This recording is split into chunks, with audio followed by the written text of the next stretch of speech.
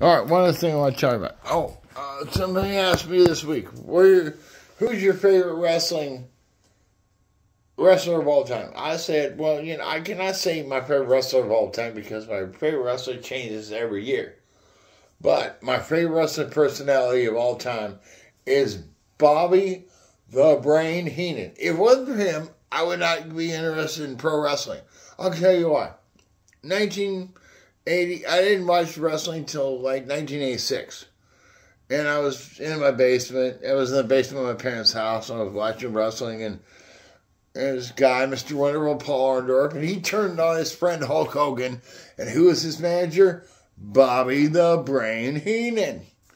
And then Andre the Giant turned to Hulk Hogan. Who was his manager? Bobby the Brain Heenan.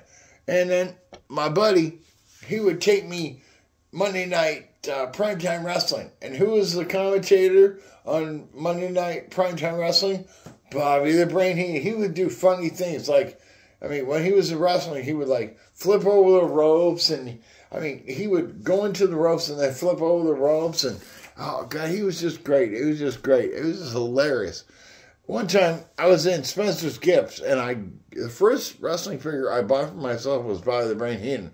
And I looked and this kid said, "The Weasel?" I said, "Yeah, isn't he great?" Kid gave me a dirty look and walked off. Hilarious. You watch this stuff. Billy Jack Haynes was Billy Jerk. Hillbilly Jim was a big dumb hick from Molech. Unlike my parents, I love Don Rickles. My parents hated Don Rickles. I love Don Rickles.